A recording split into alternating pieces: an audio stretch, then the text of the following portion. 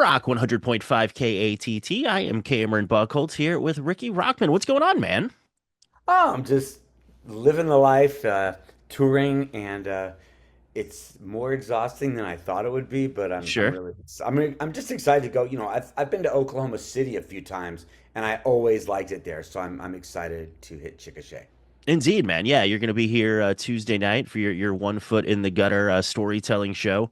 And Yes. as you kind of mentioned, being out on the road, your tour schedule is pretty intense. It's there's some long drives in there, man. Oh, well, okay. So we did 1,500 miles in 2 days, and it's not a bus, it's not even a van, it's just a pickup truck. Hmm. So I had to, and I drove it. So it was 900 miles one day, and then wake up early in the morning, do another 600, and there's fires and there's traffic and there's all sorts of stuff. So it's grueling, but even when I get tired, as soon as I get on stage, I'm like, I can't explain how much I love doing this. And we've had some great shows. We went three straight sellouts, and then we had five shows that was just packed, and then a couple shows that weren't packed. And the truth is, it's hard to sell tickets these days for anybody, and Yeah. I'm still going to Hmm. have a great show. I don't care how many people show up. Well, yeah, I do care how many people show Sure. up, of course, but I'm going to have fun regardless. And now you've driven across the country many times doing like your motorcycle charity drives and things like that. How is it different kind of doing the tour thing of having shows and actual destinations that you have to be, certain times and whatnot? I love riding my motorcycle across country. That's one of the big differences. I've done it 15 times. But with driving, I can't say that me being on tour is a job, even though it kind of is. But the work part is driving. I Mhm. hate it. I hate driving across. I'm driving through areas that I know I've ridden through on a motorcycle, but I like being on a motorcycle. And here I have deadlines. I have to be in a certain area at a certain time. And there's nothing, you're eating terrible. You're barely getting any Mhm. sleep. It's hot and it's just tired. But I'm not going to complain because it's the coolest thing in the world. I mean, I never would have thought that I would, all my friends that are in bands, I used to always say, like, oh, yeah, you're on tour. That's cool. You're on tour. And I'd say, I've got four shows. I've got this. But then for this tour, which is, I think, 27 shows, and, I've still got over a dozen shows, it's like really being on tour. Yeah. And the only part that's work is driving. Mm. Everything else, talking to you is fun. Doing the show is great. Meeting people at the meet and greet's fun, and everything else is fun except driving. And because I'm in a pickup truck, I'm not in a tour bus or a van. Sure. But then there's freedom to that though too. Not as much freedom as the motorcycle, but you're not worried about bus calls and things, which, there's some positives to that too. Yeah, I mean, it's me. It's I travel with me and two girls, and the girls are people that work for me. They actually, there's nothing going on. They just work their butts off for me, and me traveling with these two girls, it's a reality show in itself. They boss me around. They, you know, don't put up with any stuff, and it's different. It's up, riding a motorcycle across country, which I've done 15 times, is not the same when you're just a hot pickup truck and traffic. And I got to just tell you this. I've never ever, and me growing up in Los Angeles, never seen traffic like Seattle. It Oh, took us an really? hour. It took us an hour and 10 minutes to get 1.3 miles. And I'm like that's not fun. Yikes. Yeah, But then yeah. you get to the show, wash your face, get dressed, and then it's just like, ugh, the best time of my life. Nice. Yeah, tell people about the actual the One Foot in the Gutter show, like rock and roll storytelling sort of thing. It basically, it's every story. No, it's not every story, but it's all the stories from Cat House, from Headbangers Ball, from the '80s rock scene to before that to after it, and it's all the raunch and roll and debauchery. But there's also a lot more. Some of it's sometimes like a play. Sometimes I talk about certain videos and photos. Sometimes it's stories you didn't know, and sometimes it's just life over the obstacles. The ending of it, it's been called a rock and roll redemption story, which is kind of nice. It's not politics. I don't preach. I don't do anything. It's just a lot of dark, dirty rock and roll stories. But there's also, what is it like when all of a sudden everybody in the metal world knows you, and then you're bankrupt in an apartment, and for 10 years everybody thinks like, oh, I thought you're dead. And then people find out you got a regular job. It's like, what's wrong with having a regular job? Everybody has regular jobs. Sure. Now again, I'm lucky I don't have a regular job, Right. but but it's all of that, and I- I've always been a little bit cocky, but I've never been like, "This is the best. I'm the best." I've never said that about anything. If anything, I put myself down more. But I'm very, very proud of the show, and to see the different musicians that are showing up, that are just giving it like really, really great reviews, it means a lot to me. And to see, people that are now in my dressing room after me bugging them in their dressing room for decades, now they're in mine. So it's another. But the show is great. It's seated. You have to sit down because the show's long. Hmm. Nobody's ever complained about the show. Never. Nice. And you've been doing it what, like 2, 3 years at this point? Actually, I did it once, not thinking it was going to do anything. And then I did 4 shows, and then I did another 9 shows. Then I got booked for 4 shows in Australia. So I've been doing it for probably about 3 years now. But this is the longest tour I've ever been on. I don't know what I'm going to do after these next shows. After I hit Chickasha, I know I've got like about 7 more shows, and then I'm going to go home and plan my next move. But I do enjoy this more than anything I've ever done. I mean, I'd imagine that you have enough stories for multiple shows. It's you can kind of do the stand-up comic way of like, oh, okay, that hour and a half or 2 hours is done now. Now I need to come up with a new one. Well, that was the plan, but the show it's like 2.5 hours. There's a little break, and I put so much into this show that maybe I could come back and do another one, but we'll see. We'll just see. Like, I'm still doing this one, and I can't. I think the next thing would be the book. And there was Mm. the film crew. I had a great sold out show at the Whiskey in Hollywood, and there was a film crew for that. So we'll see. There's different ideas running around, but we'll see. I mean, Yeah. that's what's exciting. I don't know. I don't know what's next, and that's And kind of exciting and scary. nice. And I mean, you just mentioned doing the whiskey. I'm assuming that at some point you're telling stories about people that are showing up to see the show. Does that sort of change the dynamic when you know somebody's in the crowd? Or even worse, when you Yes. don't know somebody's in the crowd and you find out afterward. Oh, that would be really bad. Um, at the Whiskey, it was weird because all the stories from the '80s, from Tammy to guys from Fast Pussycat and Cinderella and Guns and everything, it was weird that they were there because they're in the starting.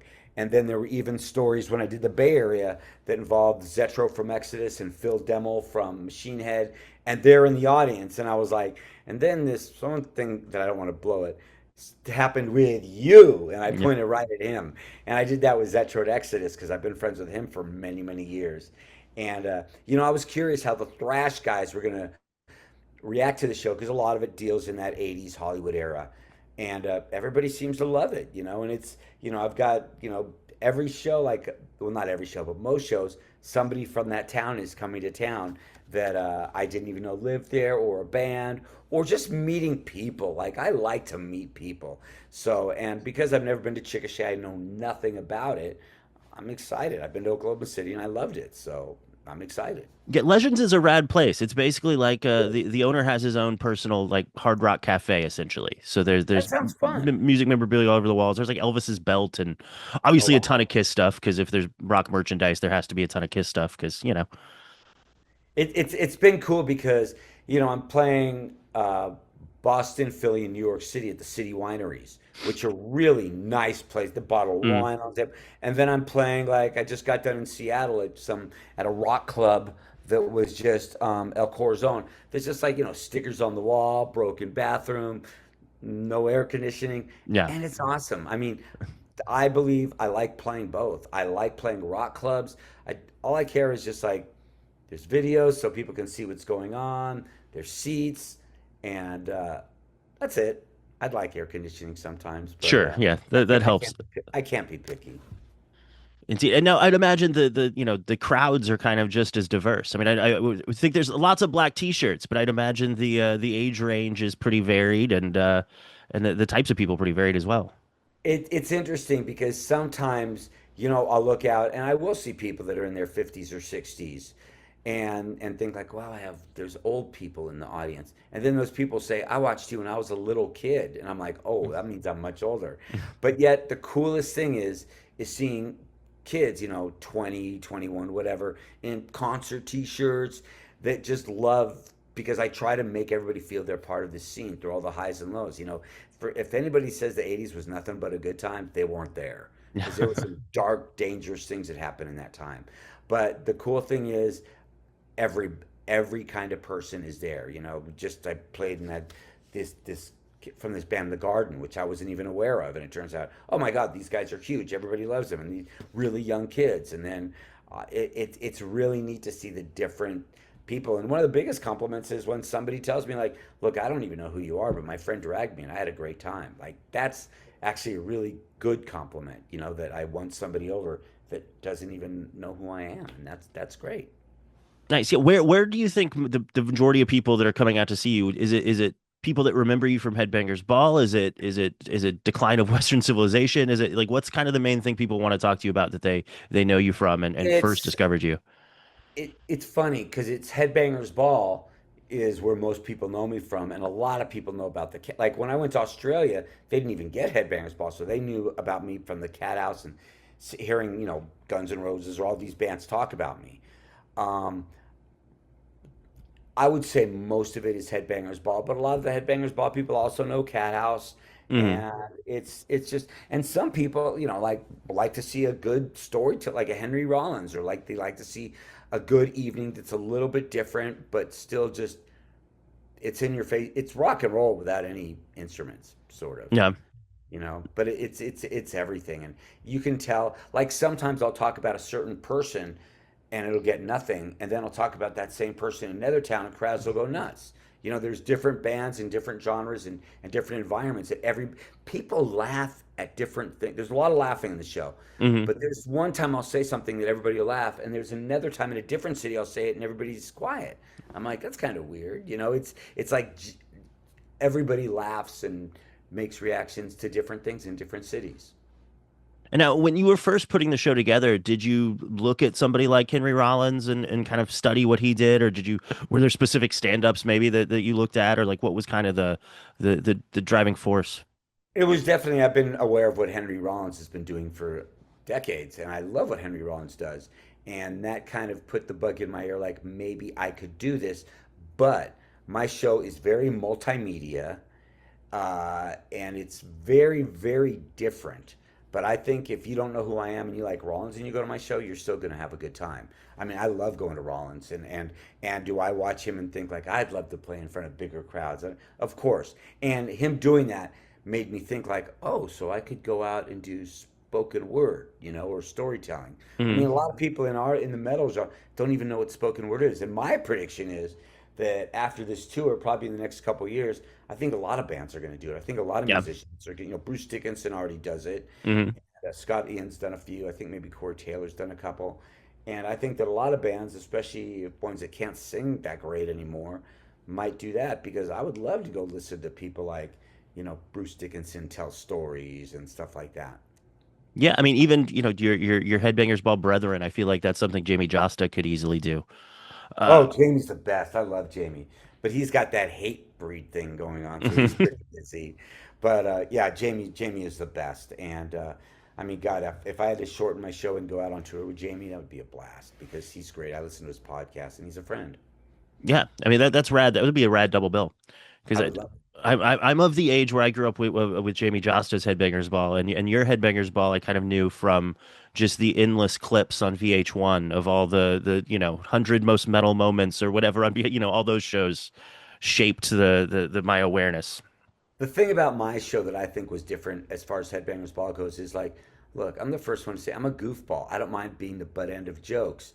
And Jamie, he's like singer of hate breed.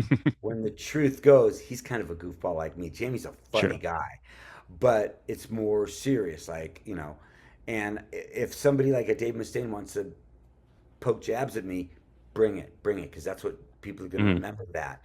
And and Jamie, I think, is a little bit more. I don't know. I would love to do it. We're both very different, but there's ways that we both alike. We both love to talk a lot. Indeed, man. Well, Ricky, thank you so much for the time, and just super Thank stoked for the you. show Tuesday nights at Legends down in Chickasha, and you can still get your tickets there from Legends, and yeah, man, it's gonna be a great time. I'm stoked for it.